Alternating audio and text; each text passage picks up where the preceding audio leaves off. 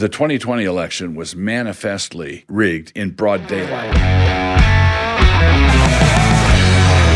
The presenting issue for us as we are heading into the spring, summer, and fall, is, of course, the presidential election. And the presidential election presents a lot of evangelical Christians with a real difficulty.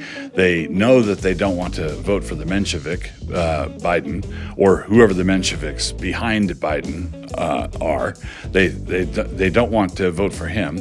But, for various reasons, Trump is problematic, and we addressed some of that last time. This is the thing I'd like to suggest for you to consider this go-round. This is not really an election that is a contest between two men. It's not as though we have candidate A and candidate B, and we decide whether we want to follow this guy's vision or that guy's vision. What we are actually voting on is two completely different ways of doing business. What we're voting on is how elections are going to go in the future. And this has to do with the rigged nature of the 2020 election. So when Trump won in 2016, this was a shock to pretty much everybody, including him, I think. So he won in a very great surprise. And I didn't vote for him because I didn't believe him. But a warm glow started to suffuse me as I realized that Hillary was not going to be my president, and I was not going to have to get up 15 minutes early every day in order to get the grace to face the day with Hillary as the president. So I was surprised at my own reaction. And then I was surprised again when Trump began to fulfill his promises particularly with the appointment of judges and Supreme Court justices. So that was a thing.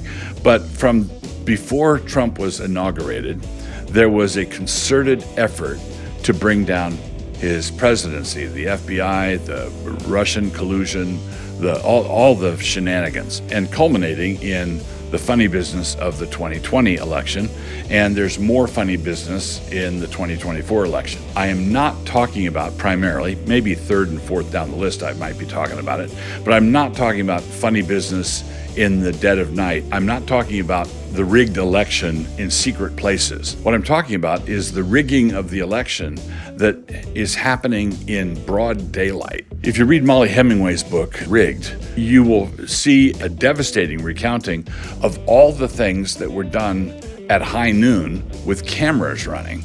And the same thing is happening in 2024. So one of the things that Christians ought to think about as they go into this election is think of it, this is not the best analogy, but I think it's a good one. Sometimes in a basketball game, a referee will make an egregious call, just bad call, and then everybody in the stands sees how bad it was. The refs see how bad it was. Everybody sees how bad it was.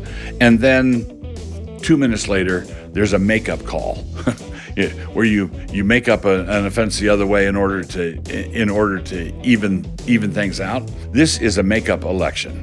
The 2020 election was manifestly rigged in broad daylight. And you can see the same thing. The kind of thing I'm talking about is the same thing is happening in 2024. I'm talking about the multiple felony accounts, charges against Trump, where you take one of the leading presidential candidates and you weaponize the justice system to go after him. That's banana republic rigging. That's naked rigging. Then you have the attempts in various states to remove Trump from the ballot. That's naked, open election tampering. And that kind of thing happened in 2020. It's happening again in 2024. And it's time for the voting electorate to give us a makeup call. In other words, this is an election that has to be decided on different ways of running elections. That's what it's about.